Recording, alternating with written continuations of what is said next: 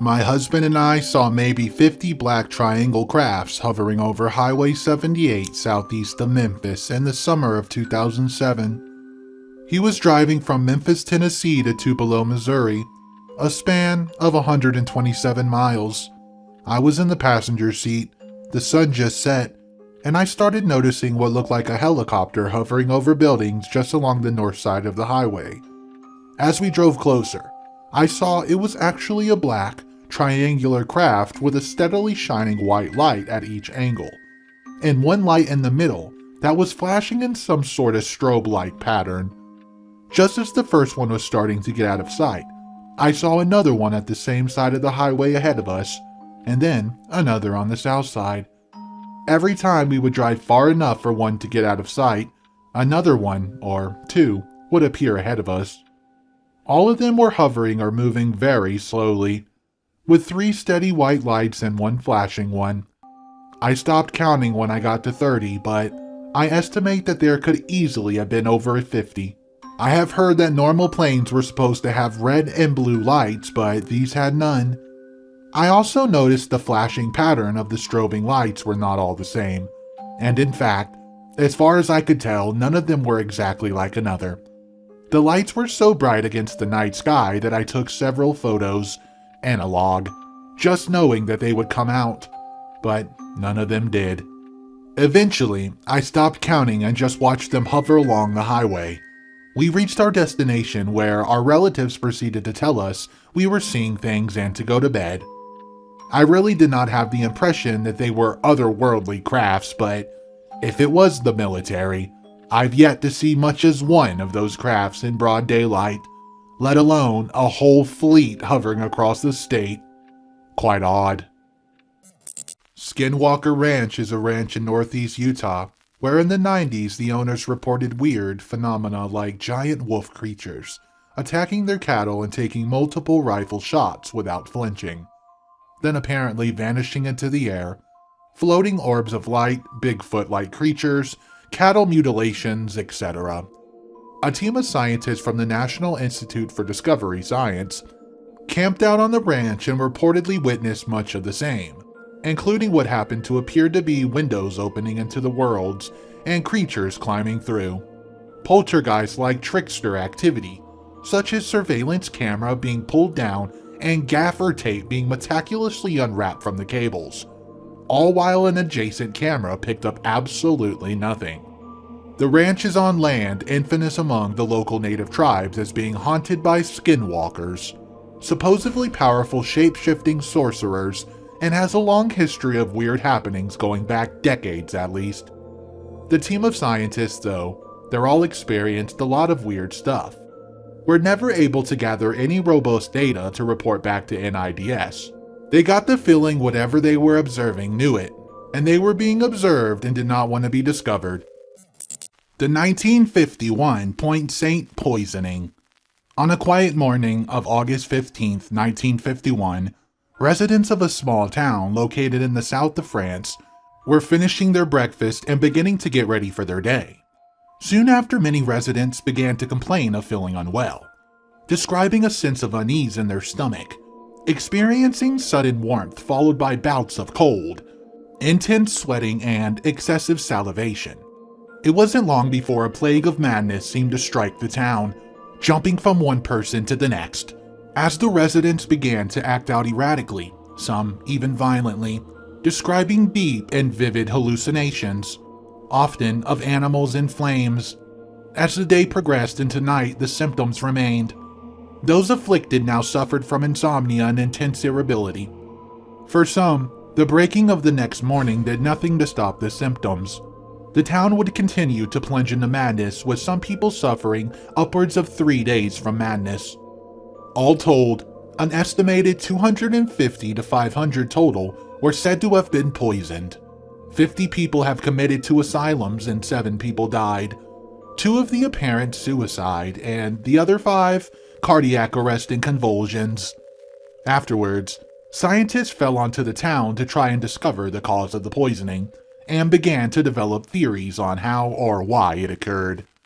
The predominant theory is ergot poisoning, The ergot mold naturally grows on rye and similar plants. Consumption of the mold can cause ergotism through its alkaloids within humans, as well as other mammals. The most common symptoms of ergotism will cause stomach pain, seizures, itching, spasms, and psychosis. In fact, the first batch of LSD used ergot as a precursor for the synthesis of LSD. The other, darker theory of this was a CIA operation. At the time, the CIA was running experiments to determine if LSD could potentially be weaponized. Two pieces of evidence are often used to link the CIA, in some fashion, to the area. The first is some declassified CIA documents make mention of the Point Saint spot, but it doesn't appear to be anything significant beyond routine interest. The second is that individuals from the Sanzor Chemical Company from Sweden were working closely with the CIA at this time, and some of its biochemists have been dispatched to Point Saint. The case remains unsolved.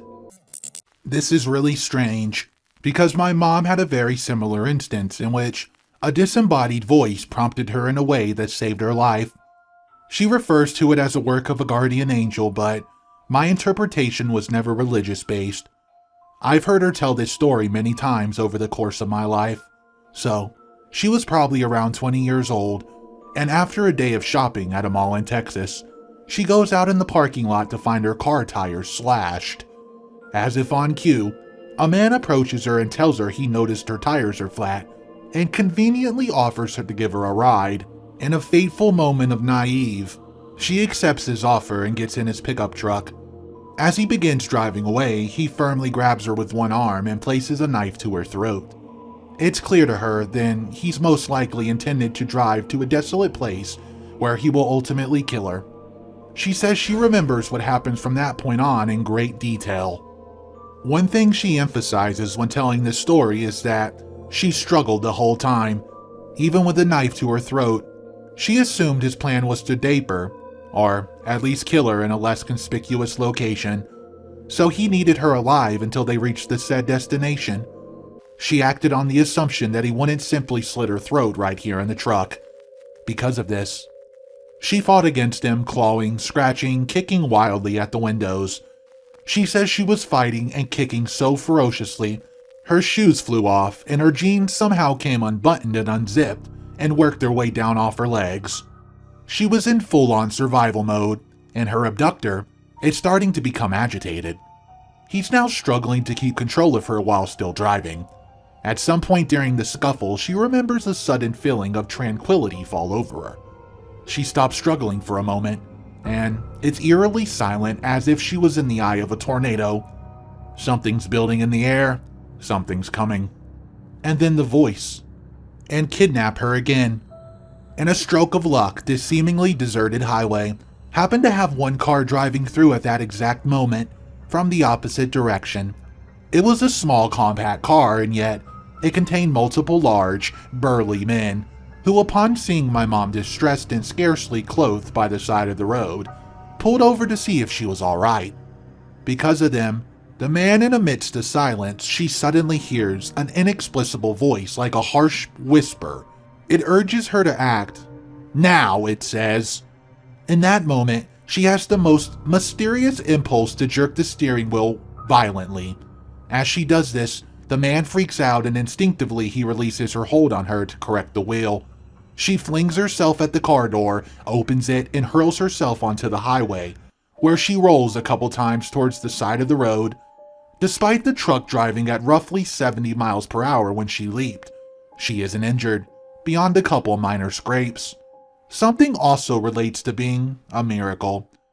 As she's trying to compose herself on the side of an empty, rural highway, in her only shirt and underwear, she sees the truck make a U-turn down the road and head back towards her. He was coming back to chase her down. The pickup truck kept driving and my mom was saved. Several months later, my mom was stunned to see a newspaper article featuring a picture of the man that almost killed her. It turns out, he had been arrested for sexual misconduct and murdering several women. She still has the article laminated and saved to this day, to remind her of how close she came to becoming a victim.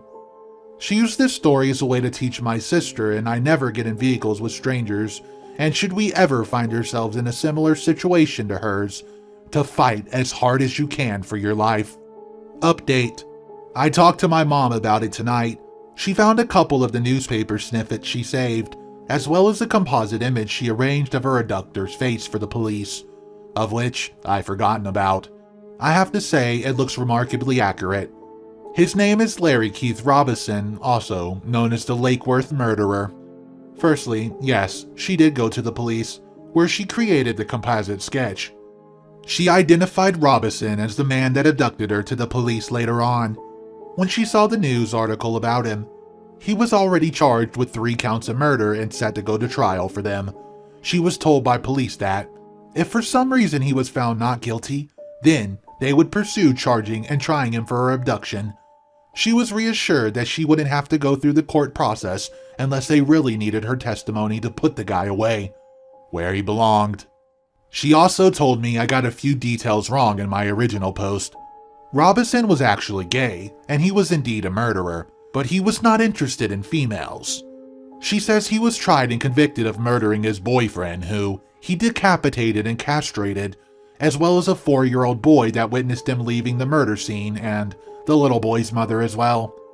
Apparently, he got a real taste of murder after these incidents, because he then began seeking out his victims the way he sought out my mom.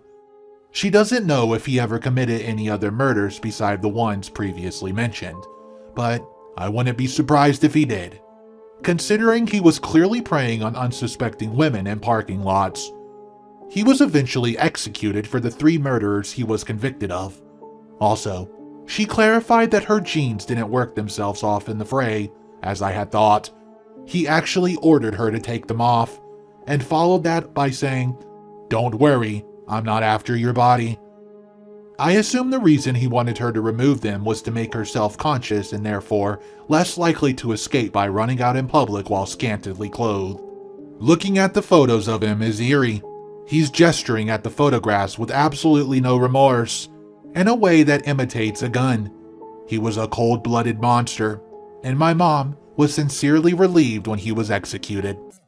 This happened when I was either 8 or 9. It involves a weird incident with my twin brother, and for a long, long time afterwards, I thought I had dreamed it. So, it was early evening after the sun had gone down, and I was downstairs in the living room watching TV. My brother was up in our bedroom reading. At some point, this really uncomfortable feeling came over me, and I thought that my brother needed help.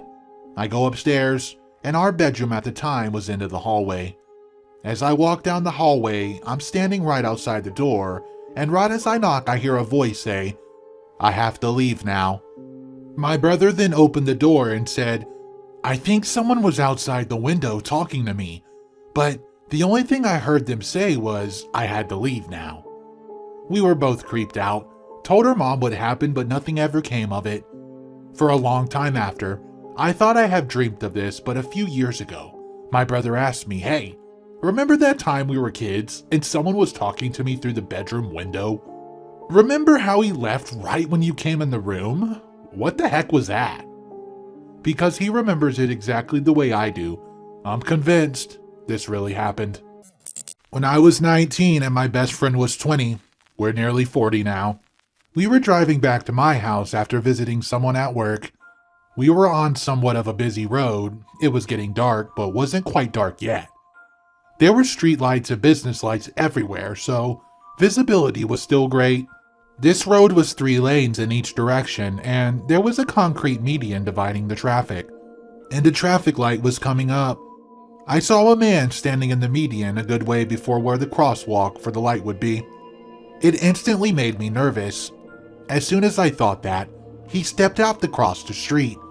My best friend and I both instantly braced for impact as I slammed on my brakes. We went through him. We did not hit him, and because there was a car to my right, I wasn't able to swerve out of the lane to avoid hitting the man. I looked in my rear view and there wasn't anyone there. I had come to a complete stop and we physically turned around in our street to see how he jumped out of the way. There was no one there and no way he could have ran off or hidden anywhere that fast. We both turned down to each other and almost in sync said, "Did you see that man?" We both saw the same thing. A man. I couldn't describe his face, but it was a man's form, and both of us remember being confused as to why he was wearing a white robe, and being both terrified as he stepped out in front of us, like he was committing suicide. I had a baby in the back seat. She was 3 months old. She had been crying the entire drive and went silent when we came to a screeching stop, which added to the weirdness of it all. We still bring it up occasionally, and neither of us can come up with an explanation for what we saw, other than something supernatural. Also, we both saw the white cloth fling across the windshield like he was hitting it, but no impact, nothing. It was like he went through the car. In May 2001, reports began to circulate in the Indian capital New Delhi of a strange monkey-like creature that was appearing at night and attacking people. Eyewitness accounts were often inconsistent, but tended to describe the creature as about 4 feet tall, covered in thick black hair, with a metal helmet, metal claws, glowing red eyes, and 3 buttons on its chest. Others, however, described the monkey man as having more vulpine snout, and being up to 8 feet tall and muscular. It would leap from a building to building like a parkour enthusiast. Still, others described it as a bandaged figure or as a helmeted thing. Theories on the nature of the monkey man range from an avatar of the Hindu god Hanuman to an Indian version of Bigfoot. Many people reported being scratched, and 2, by some reports 3, people even died when they leapt from the tops of the buildings or fell down stairways in a panic caused by what they thought was the attacker. At one point, exasperated police even issued artist impression drawings in an attempt to catch the creature. This entire incident has been described as an example of mass hysteria. When I was in high school, a guy and I got into an argument. He socked me in the jaw and started to fall to the floor. When I hit the floor, I instantly transported to a dinner table at which I was an adult. There was a woman sitting across from me with a toddler boy and a preteen girl. I got a good look at my surroundings, a relatively modern house. With what looked like 2 floors, I felt like I belonged here. Like I had some sort of emotional connection with all the people in the room, especially the kids. Then, the woman, I don't know, asked me a question.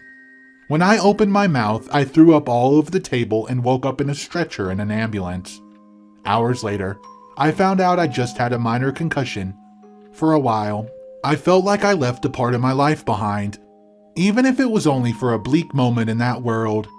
To this day, I can still clearly remember all their faces and what the house looked like. The Zodiac Killer Story Explained. I've spent a pathetically long amount of time looking into it, and it's really not that mysterious. The only mystery is who it was, and most likely it was some guy nobody thought of. However, what went through his mind is pretty clear. His first double murder was a crime of passion. He liked Betty Lou Jensen, got jealous when she went out with David Faraday, and killed them. This murder wouldn't be interesting at all if it happened by itself, as no letters or anything happened afterwards. However, after the first murder, he enjoyed seeing newspaper articles written about him. He decided to commit another murder of a woman that caused him jealousy. This time, Darlene Ferrin, who was one of those flirty waitresses, and Michael McGay. This time, it was more of the attention than jealousy, which is why he made the taunting phone call to police and started writing letters. At this point, his ego was starting to inflate, so he sent a cipher for people to solve. He likely enjoyed the idea of having people trying to solve his cipher, which was filled with errors and extra letters to make it difficult. However, it was eventually solved, probably quicker than expected. Now that he formed the Zodiac identity, he wanted to take it to the next level. At this point, he made a Zodiac costume and attacked the couple at the park with a knife. People have wondered why he bothered with the costume, knife. He used a gun in every other murder, tying them up, telling them a fake story, etc. if he was just going to kill them anyways. I believe the answer to that is, he wanted to injure them and did not realize how deadly a knife was. He got lucky that one of them survived and he got what he wanted. Next was the murder of the cab driver. This was seen as unusual because he attacked couples before. However, at this point, his original motive of jealousy was long gone. And now, he just wanted attention and to be viewed mysteriously. In this case, he needed the cab driver because he wanted his murders to line up correctly according to his letters. It had to be one radian from another murder using a certain reference. But this time, he was almost caught. Shortly after the murder, a police officer stopped him. But because they incorrectly believed the suspect was black, they let him go. This was the first time he'd ever come close to getting caught, and I believe it spooked him enough to stop committing murders. It was at this point he said he would no longer announce which murders had he committed. His ego was so big, he thought that this would scare people. But without any confirmed murders, people just started to get bored with it and move on to other stories.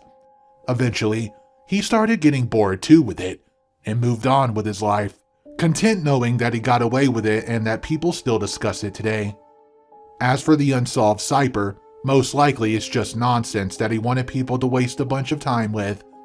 The other possibility is that he made it a bit too complicated and nobody quite got what he was aiming for. In this case, it was most likely related to a passion in one of his letters that he specifically asked for the newspapers to print. It had the exact same number of characters as the cipher.